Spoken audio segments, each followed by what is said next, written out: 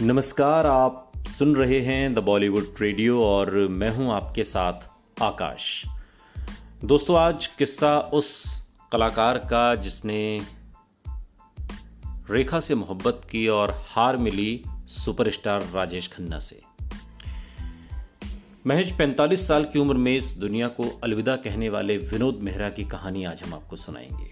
70 और 80 के दशक की बात करें तो अपनी सहज अभिनय शैली, प्यारी सी मुस्कान और अपनी बोलती हुई आंखों की चमक से लाखों लोगों के दिलों में अपनी जगह बनाने वाले एक्टर विनोद मेहरा उस दौर के एक महत्वपूर्ण अभिनेता रहे। विनोद मेहरा का जन्म 13 फरवरी साल 1945 को पंजाब अमृतसर में हुआ था।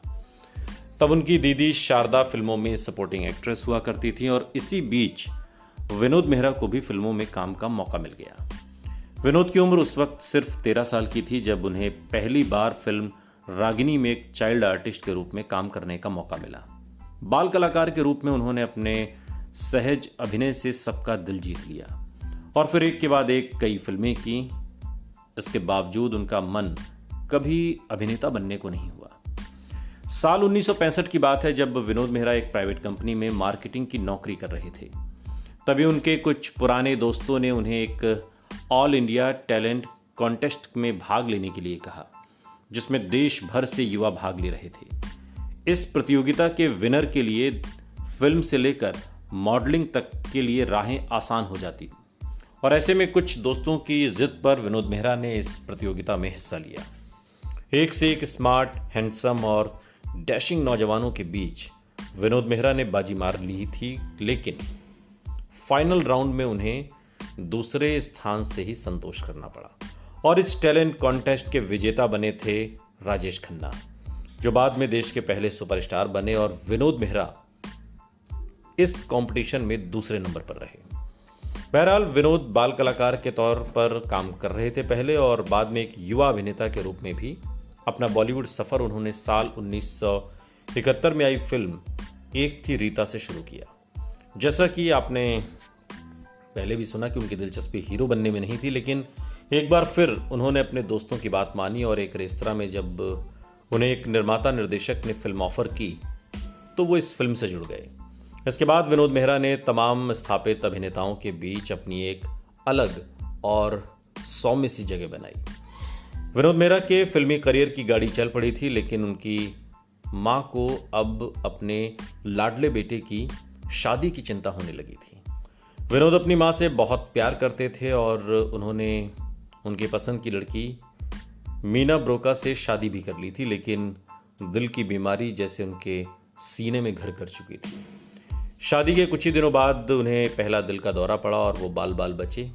इस बीच उनका दिल अपनी हीरोइन बिंदिया गोस्वामी पर भी आ गया। उन्होंने बिना पहली पत्नी को तलाक दिए बिंदिया से शादी कर ली, लेकिन पहली पत्नी ने बाद में उन्हें डिवोर्स दिया। विनोद मेहरा और बिंदिया का रिश्ता ठीक ही चल रहा था कि एक दिन बिंदिया गोस्वामी ने डायरेक्टर जेपी दत्ता से शादी करने के लिए उन्हें तलाक दे दिया।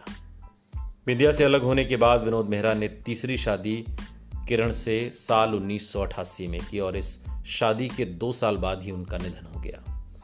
किरण के विनोद से तब 2 बच्चे भी हुए, बेटा रोहन और बेटी सोनिया। ये दोनों बच्चे आज अभिनय की दुनिया में सक्रिय हैं और अपने स्तर पर संघर्ष कर रहे हैं। आपको बता दें कि विनोद मेहरा और रेखा के प्यार के किस्सों ने भी तब खूब सुर्खियां बटोरी थीं। खबरों की माने तो विनोद मेहरा ने रेखा से शादी की थी। ये शादी कलकत्ता में हुई थी और इसके बाद विनोद मेहरा रेखा को अपने घर ले गए, लेकिन विनोद मेहरा की मां कमला मेहरा ने रेखा को अपनी बहू के रूप में स्वीकार करने से मना कर दिया। कहा तो यहां तक जाता है कि कमला को रेखा के अतीत के बारे में पता था कि वो एक बिन ब्याही मां की बेटी है, इसलिए कमला ने रेखा को घर में घुसने ही नहीं दिया और ऐसे में विनोद मेहरा भी कुछ कर नहीं पाए और यह रिश्ता वहीं दम तोड़ गया। हालांकि रेखा और विनोद मेहरा की शादी का कोई सबूत नहीं है।